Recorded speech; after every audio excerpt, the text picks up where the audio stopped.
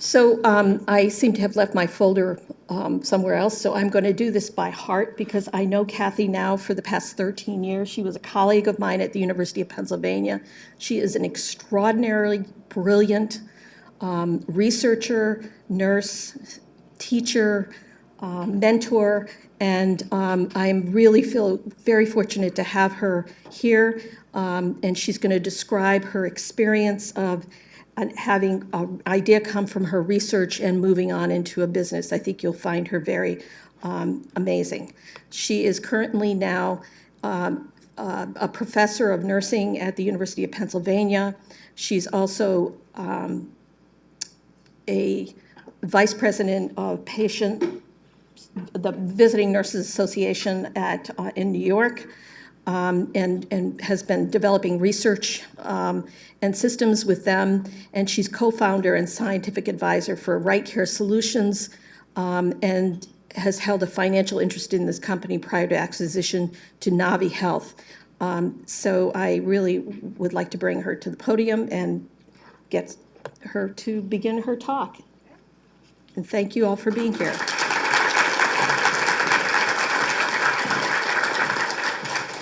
Good morning. Thank you so much for having me here. This is a pleasure and an honor. I'm really excited about the potential that this conference brings for all of us. Nancy, thank you so much for inviting me. Thank you for that nice introduction. Your adjectives were beyond deserving. And I really miss you, Nancy. Nancy was down the hall from me, and I always enjoyed walking into her office, and we were pretty like-minded in terms of innovation and forward-thinking people, and so I really do miss her. But congratulations to you and your new appointment. So I'm going to tell you a story today that is a real, sometimes I say fairy tale, but people tell me not to say fairy tale because it's a true story. But it's just so unreal that this happened and the way it happened. And you'll see as the story evolves, it involved a lot of hard work, but a lot of luck, a lot of good timing, and tremendous people around me and my team that helped to make this story the success that it is. I do need to, good, that worked. I do need to disclose the conflict of interest. The University of Pennsylvania requires that I put this slide up, that I am the co-founder and scientific advisor of the startup company Right Care Solutions that was acquired in December by Navi Health, which is a Cardinal Health company. The research I will be reporting here today was conducted under a conflict of management plan where we had an independent statistician do the analyses, so I didn't have my hands in the data to influence the findings. So I want you to take note of these 4 circles because as I talk to you, you're going to see the importance of these 4 concepts. And I really think that as you think about launching businesses and innovative ideas, that you think about these 4 pillars. So the content, the people, the timing, and financing.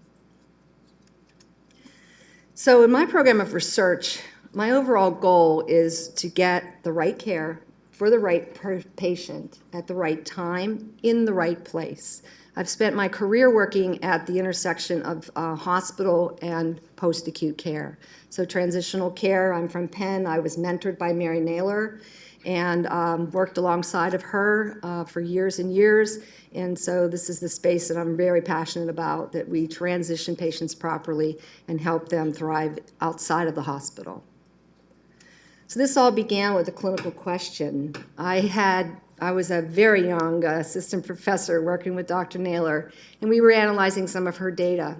And she always enrolled really high-risk patients into her studies. And I was looking at those patients who got usual care, the control group, and discovered that less than half of those patients were referred and received post-acute care services. And these were patients that were very sick. She purposely enrolled high-risk patients in her studies, and they were going home to self-care.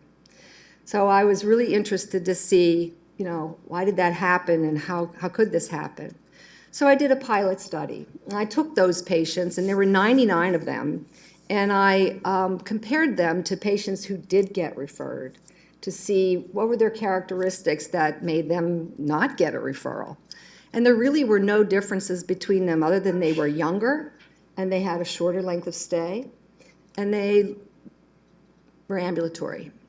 But in terms of complexity, not knowing their medications, depression, caregiver issues at home, all those things were still present. I took those cases and I wrote them up into case studies. So this is an example of one of our patients.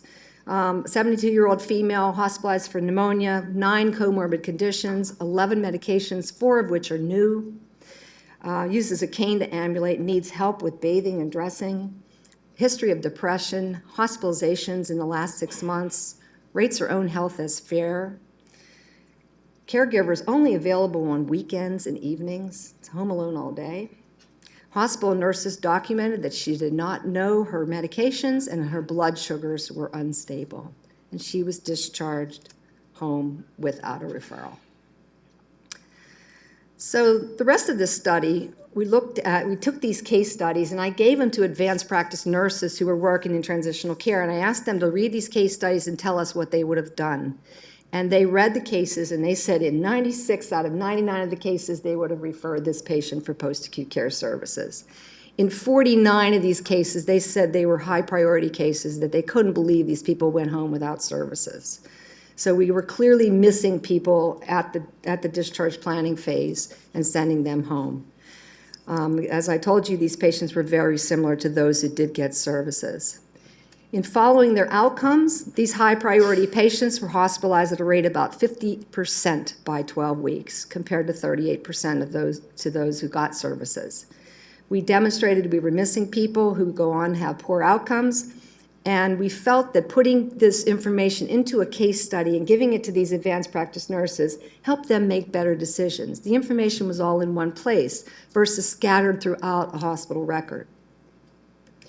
So based on that study, which we published in the Journal of the American Geriatric Society, I went over to the hospital with some of those case studies, and I took them and I gave them to 2 doctors, 2 nurses, 2 social workers, the people who make these decisions. And I asked them to read the cases and tell me what they would have done with those patients. They read these cases and they referred every patient. And then I told them, well, in real life, none of these patients got referred. And then I interviewed them about, why do you think this happens? How could this happen? And these are the things they came up with. So it was a qualitative study, and there were 3 main themes. Patient issues, so patients who mask their condition, patients that say, don't worry about me, I'll be okay, my wife will take care of me. Short lengths of stay, which we did see in our data. Patients who just need education. Staffing and system issues. We're overworked. We don't have the time and the personnel to really delve into these problems and really stop and think about them deeply. Lack of a systematic approach. Hospital to hospital, unit to unit, there are varied discharge planning models. Some places the staff nurses do it. Some places there's case managers. Other places there's teams in place. It varies across the country. There's no standard for this. So based on this information, which we published in Applied Nursing Research, we applied to the National Institute of Nursing Research to say, we've got a problem here. We're missing people, they're doing poorly. We think we could build a decision support tool that would help case managers, staff nurses, physicians, social workers identify patients who need post-acute care. We were funded on the first try, which of course is now unheard of, and went forth using data from Mary Naylor's previous studies. And Mary generously let us use the data which we generated into case studies. We took these case studies, which were of 353 hospitalized older adults, and we hired 2 doctors, 2 nurses, 2 social workers, and 2 physical therapists to read and review these cases and tell us what they would have done with these patients. So we knew in real life what happened to them, and we saw what our experts told us they would do. These cases contained all the items you see up there, so it was very rich in terms of describing the needs of these patients. And it was based on Orum's self-care deficit theory, and that is that if a patient can't take care of themselves, they need nursing. Simple as that. So we called this knowledge elicitation. We put these case studies in front of these teams. We had national scholars plus clinicians who were on the front lines put together. And they provided a yes or no decision on what they would have done with these cases. In addition, they told us why they would refer the person, so the characteristics of the case. We ran regression models on that. We reduced the data into about 20 factors that they told us were important. And in the end, 6 predictors came through as those that were most important, most predictive of patients who needed post-acute care, according to our experts' advice. We validated that against a holdout sample, and we got an area under the curve of 0.86, and anything 0.80 or above is a very good predictive model. So here's some pictures of our teams, and on the top left, see the guy whose head is circled? Pay attention to him, because he comes back into the story later. In this picture, he's a senior systems engineer student from the University of Pennsylvania who came across to work with our nursing team on this study. So he did some data management for us. And this is in about, probably 2009. There's 5 maybe, I don't remember the years, anyway. So pay attention to him. The picture on the right-hand side are the experts in a room reading the case studies and making their decisions. So the findings of this study, the experts referred 80% of those cases. In real life, 28.5% got referred. This is 18 times more likely of the experts to say these patients needed a referral than what was happening in real life. You can see the ages of the patients. They were old, they were mainly female, and they 51% rated their health as fair or poor. They were sick patients. The factors that came through these 6 items, which ultimately turned into what we call the D2S2, which is the product that we were able to patent and build a company off of, stands for Discharge Decision Support System. And these were the patients that had either no or an intermittent caregiver availability, major walking restrictions, less than excellent self-rated health, a long length of stay, high depression scores, and more comorbid conditions. So you can see it's common sense, right? It's the kinds of things we'd be looking for to determine these patients are likely to get into trouble post-hospital stay. We were really happy that it turned out to be just 6 factors. We knew that if it was going to be used in clinical, it had to be quick and easy. And so that was a good finding as well. This was published in Nursing Research. We did further analysis on these data sets, and when the experts said to refer, but in real life no referral occurred within this cohort, these patients had a nearly 5-fold risk of subsequent hospitalization by 12 weeks. So our algorithm clearly identified patients who were going to go on to do poorly. And when experts said yes, refer, but in real life no referral, the readmission rates were 23.5%. And when they said do not refer, only 6% were subsequently readmitted. And so again, it was differentiating, separating patients into high and low risk groups. This was published in the Journal of Medical Care. But we had this terrific algorithm, good accuracy, proved it differentiated high-risk patients, but nobody cared about readmissions, okay? This was 2005. So our team basically sat on this algorithm for 6 years. We had a really cool product, but nobody really would be interested in using it. So we published our findings. We went on and did some further development of the tool to make it more clinically friendly, easy to use. Tested it in the hospital system, took it in to see what people thought of it. Went on and wrote 2 R01s about telehealth and got involved in telehealth monitoring of patients in their homes. So I went off and kind of started a new program of research. And then also submitted a competing renewal, which was another R01 based on that work, to build another algorithm that determined not only yes, no, refer this person, but where should we send them? And that's the work we're currently working on, which I'll tell you about at the end of this talk. So finally, oops, I think I skipped a slide. Oh, I'm missing a slide. Let me just go forward one slide. Huh. Yeah, I'm missing a slide somehow.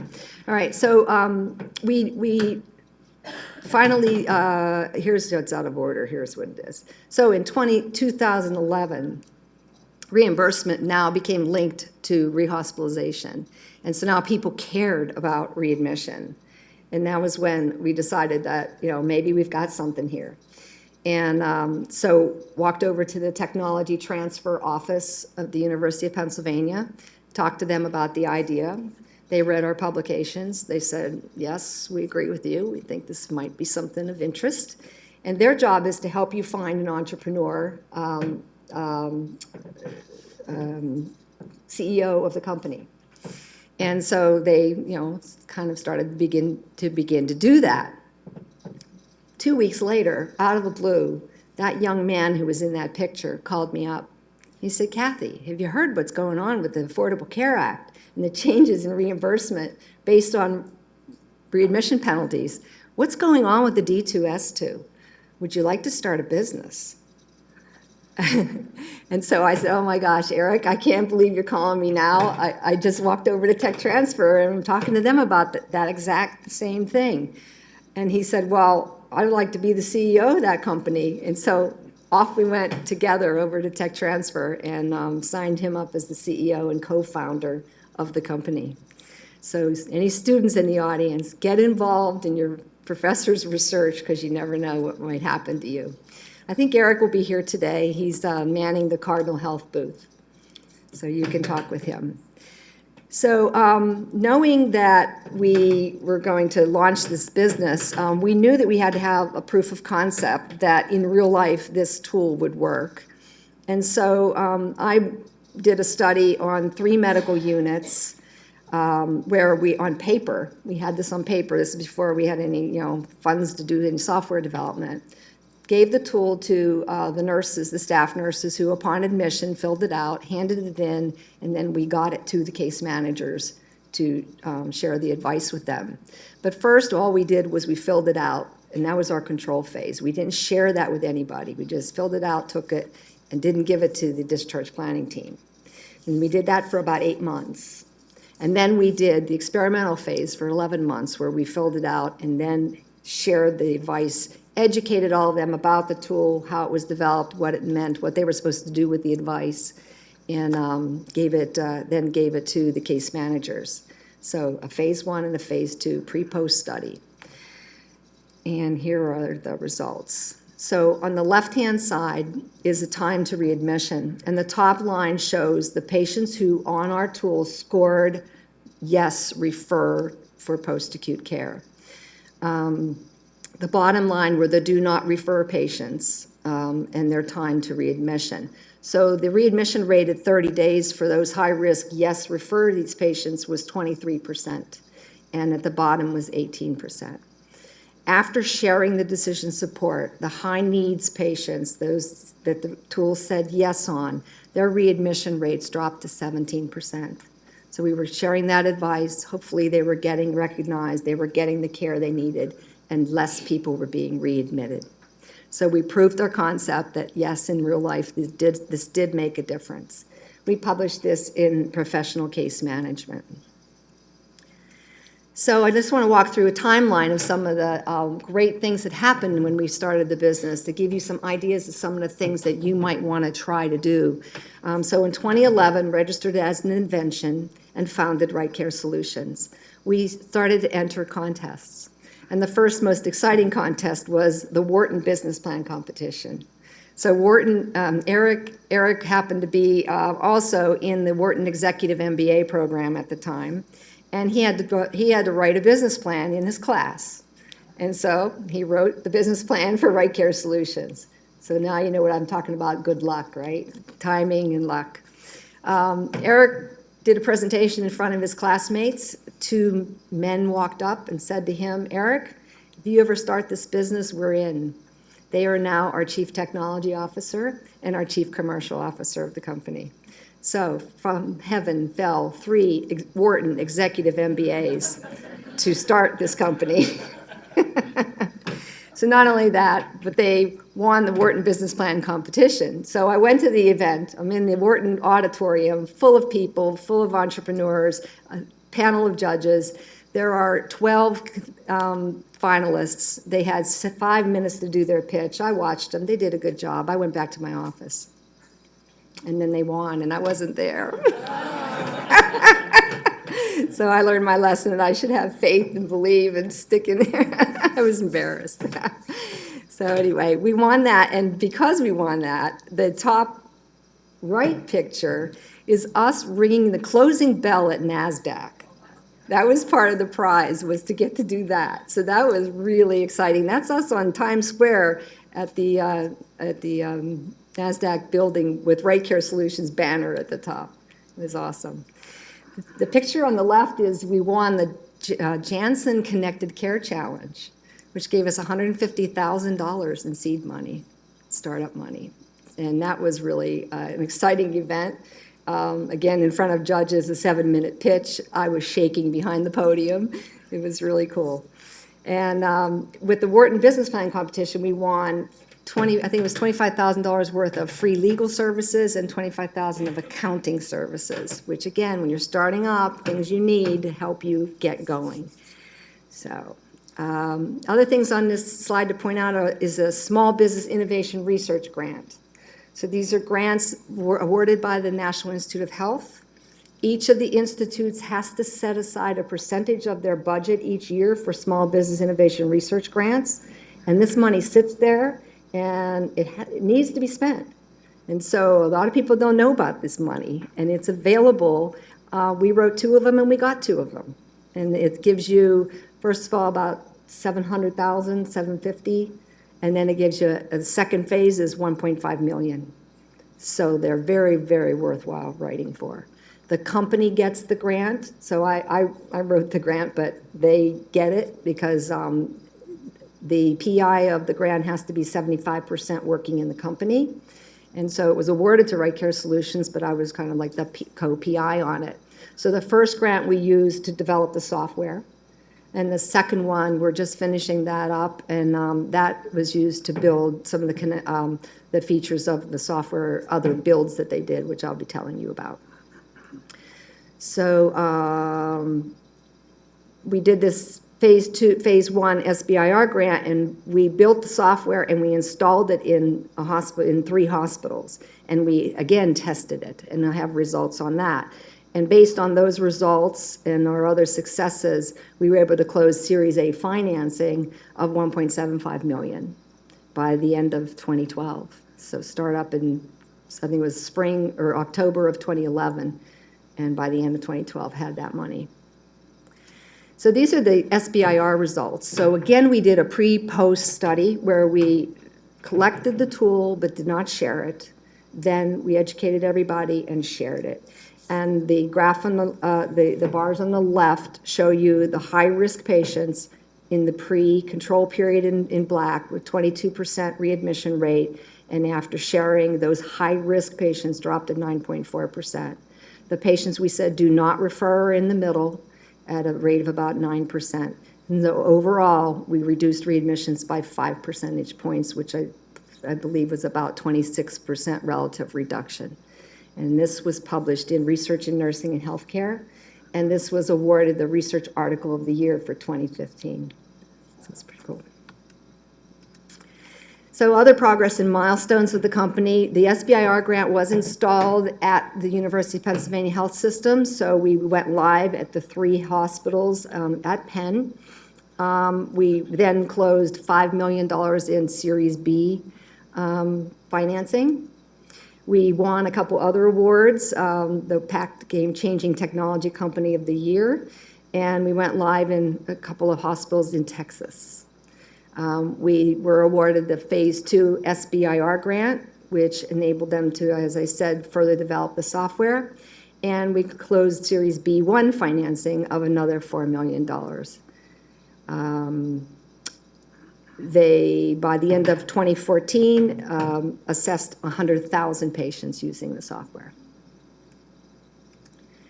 So into 2015, they developed what's called smart technology, and this is the result of the Phase 2 SBIR grant. So they're using machine learning as the algorithm is installed in a hospital. You have different cultures of patients, different types of patients in your settings.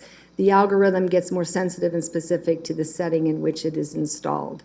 So it's machine learning. Over time, they're tracking the patient. These kinds of patients, last time we sent them here, they failed this time, send them there, that kind of thing. It gets smarter over time. They acquired a small startup company also out of Penn called AirCare that does telehealth. And so they're monitoring patients in their homes telephonically. They can answer questions and the data comes back, and it helps just, close that gap, that continuum, and break down those silos that Nancy mentioned. The company by 2015 had grown to 26 full-time employees, and it was successfully sold to NaviHealth, which is a Cardinal Health company, in December of 2015. So now it is installed in 33 hospitals nationwide across 7 states and growing. And this is kind of what they've done. So the first, number 1 shows you the D2S2 is the start of this software. So it's embedded in the nursing admission assessment. When nurses admit the patient, they fill out a lot of information about that patient, and these questions are embedded there. The algorithm runs and sends the advice directly to the case management team. It's customized depending on the workflow of the hospital it's installed in. They optimize workflow by giving back to the case managers a list of patients sorted by their risk. So case managers, instead of trying to see every patient door to door, can go see those most high-risk patients first and get that plan of care started. And maybe some of the low-risk patients they don't even need to see. They can rely on staff nurse to go ahead and make those decisions. The SBIR grant also helped the company to develop this mapping where it helps the case managers find post-acute care facilities near the patient's home. And so that's that number 3 that you see there. And it brings quality scores of those post-acute care settings to the case managers. It's amazing to me that most of the places we've been working with, they are not aware of the readmission rates from specific agencies back to them. So they're blindly referring patients to partners when they don't even know that whether their partners are high quality or not. So we're able to help them with that as well. We have the ability to connect the post-acute setting with the hospital. The case managers and the home care nurses, so for example, can have a live chat or can have email back and forth conversations rather than playing phone tag with each other. So they like that, and they're able to send documents back and forth as well. And finally, they're showing reports back in terms of the outcomes, so readmission rates, and this can be drilled down to the level of the case manager, the unit, the type of patient services, or the hospital overall. So the company, since it's been acquired by Cardinal Health, who also acquired Curaspan, and they've put together, and they acquired NaviHealth along the way as well. And so they have Curaspan, RightCare, and NaviHealth all put together to make an end-to-end post-acute care management system. So from the admission of the patient all the way through into the post-acute care, these 3 companies are bridging that gap and helping agencies manage this transitional care. So as I showed you, we had content, right? We had the D2S2. We knew it was good. We knew it worked. And we had the people. I had a tremendous team of people.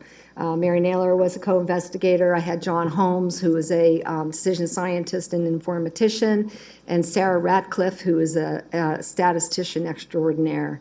And then I met Eric and Eric's team and all the people along the way that have helped us to grow and be successful. The timing. I was patient. I had this thing, and I knew I had something there, and I continued to tweak it and work on it and show that it was valuable. And finally, the timing hit where it was the right time to do something. And then the financing. So you can see that seed money, the ability to, get some early success, helped our investors know that people thought this was a good idea.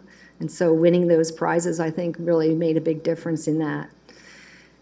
It was interesting to go and do venture capital presentations, being a nurse, what I know about venture capital, and it was often me in a room with a bunch of men, and so that was a new and exciting experience for me. But I just told my story and made it real in terms of patient care and what it meant to people, and I think it worked.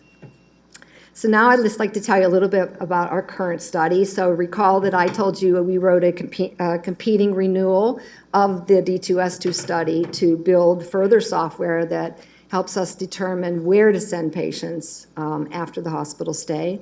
And again, I have the same team, but this time is a much larger study.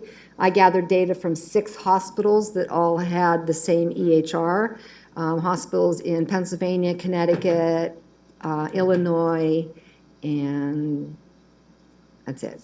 There's 2 in Pennsylvania and 1 in Connecticut and 1 in Illinois. And all together within health systems, there are 6 hospitals. We collected EHR data and we built 1,500 case studies this time. And we are building the models to say yes, no, refer, and especially where to.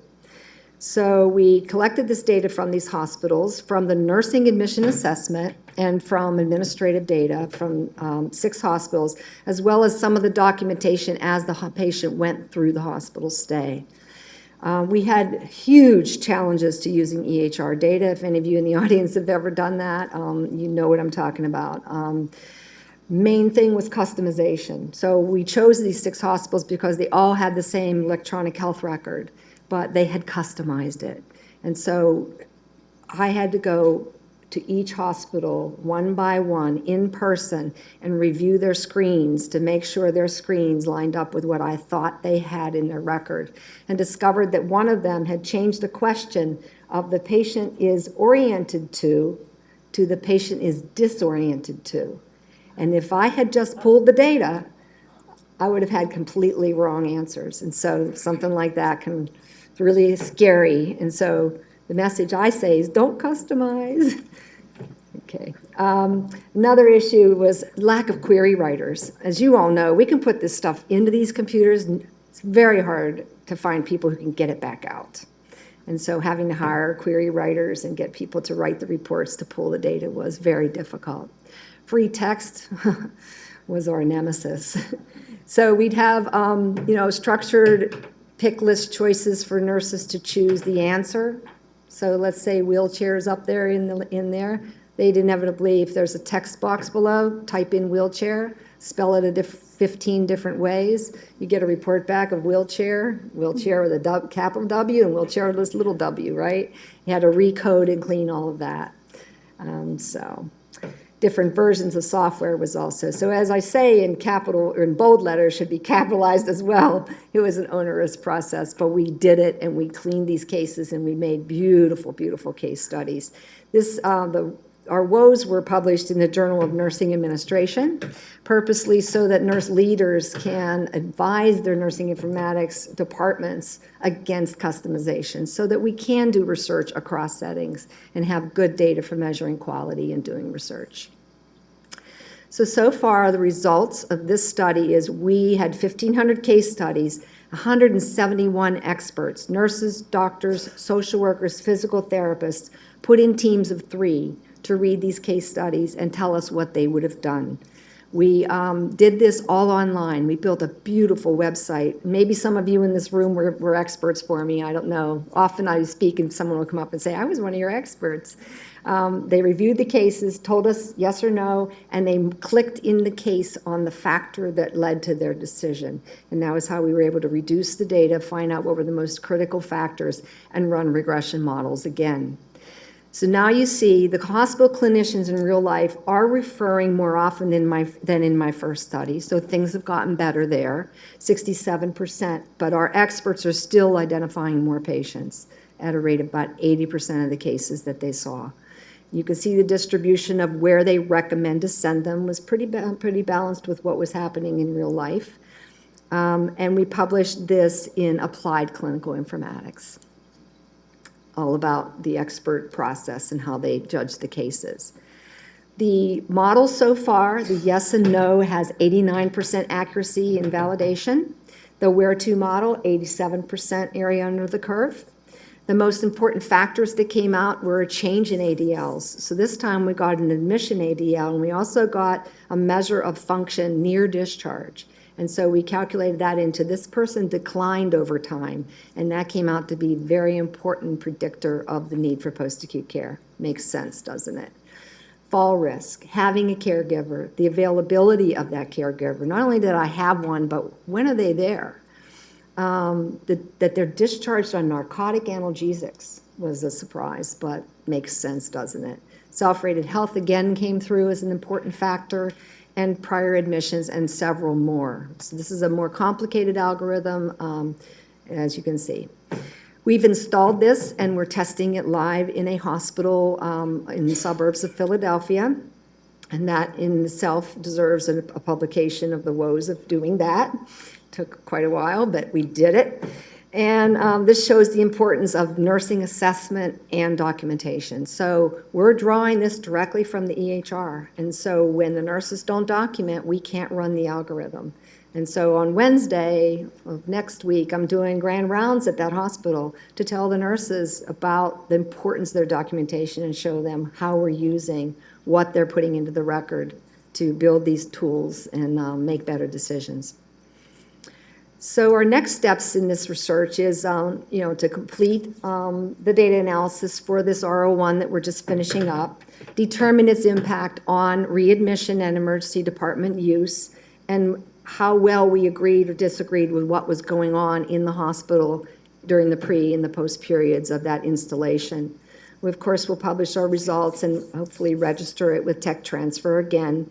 And in the future, I hope to do some research about patients who decline post-acute care services. So Max and I published an article based off of my studies where we found that we might offer these services to patients who need it, but around 30% of the patients in our data sets refuse the services. They say, my wife will take care of me, or I don't need that, or I don't want someone in my home. Well, we discovered in our study that these patients are 2 times more likely to be readmitted. And so we need to understand why they're refusing us. We need to work harder at convincing them that they need these services and the value of these services so we can better meet their needs. I'm also interested, and I think that NaviHealth, with the companies that they have, the products they have, has been working on this one about determining what types of services patients need once they get into the post-acute care setting. So in home care, like who needs the physical therapist? Who needs a social worker? How many visits might they need? Those kinds of things are trying to predict resource use there. And finally, picking up patients who are not admitted from the emergency room. So they come to the ER for treatments and they're sent back home. Can we get them referrals at that point? Can we identify them there? And so I'd like to do some more work there. And then, of course, I'd love to see the new tool, which we named the Direct tool, which I think, if I can remember, stands for Discharge, Referral Expert Care and Care Transitions Tool, something like that, into practice. So I have provided you a list of references if you're interested in reading our work. And now I'm really, really looking forward to your reactions and your questions and some discussion with you. So thank you very much.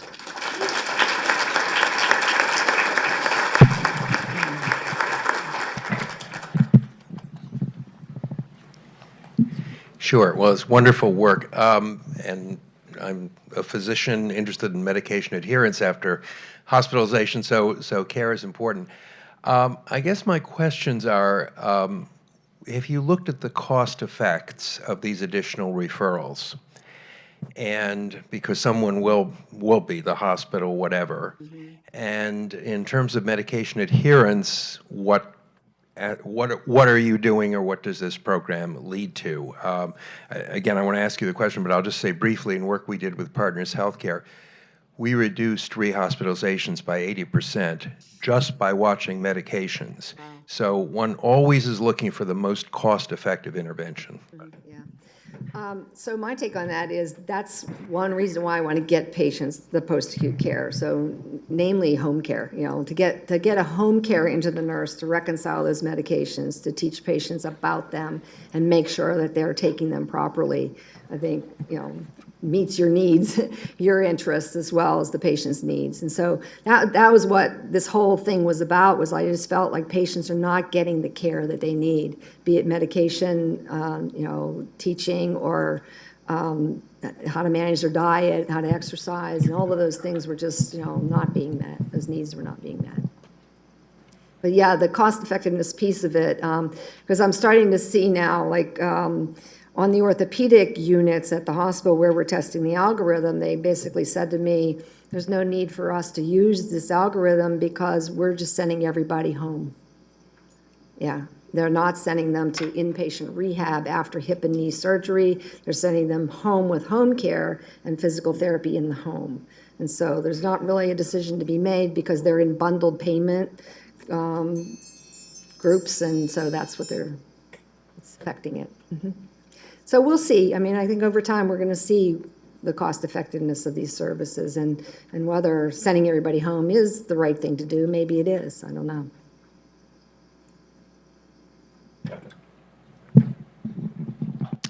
Hi, my name is Mary Grant, and I have community health is my clinical background in psych, but I've also been a state legislator, and I did that in Massachusetts when we did the healthcare bill. And one of my questions about this is, there's a lot of resistance to doing any kind of this solid clinical work when it takes time and costs money to put systems in and teach everyone how to use them and all of that kind of thing. So clearly the reason this got picked up was because the ACA said, we're not going to pay you if you get readmitted within 30 days. And I raise that because I think that was an important piece of public policy, but it does have to do with the public policy relationship to us getting the right clinical care on the ground. You couldn't get it without that piece of public policy. You would have been fighting for getting people to pay for these kinds of intense products. Do you have any comments about, have you had discussions about that? Because this is one example. It's a terrific example. It's very solidly based. But I wondered about people who are paying, who have Medicaid as their insurer. And everybody's going to look for the least expensive way to do it because budgets always get cut. They don't get added too much unless a problem shows up in the public sphere. So could you just comment on that? Because I think that we can come up with a bunch of ideas, but if we're going to have big population impact, we have to figure out which are the triggers that force these things forward. Yeah. So we've seen this affecting us in two ways. One is with the homebound requirement for home care. So patients, in order to get home care, there's a policy that they must be homebound. They can't leave their home without undue hardship. And we're finding patients that our algorithm's saying this person needs a referral, but they're able to walk around. They're able to go in and out of their house, and so they don't qualify for the care. And then we send them home, and they fail, and they come back, and they're costing more because they get readmitted. The second is that we're seeing case managers telling us that, yes, it says refer, but the patient doesn't have insurance that will cover this service. And so similar story, they're going home without the service because they don't have the coverage. And thirdly, are patients with big copays, and they're refusing services because every time that nurse comes out, $30 comes out of my pocket. and they're not really seeing the value in that. So a lot of barriers in terms of payment and cost, yes. So let's give an applause for Kathy Bowles. Thank you, Dr. Bowles.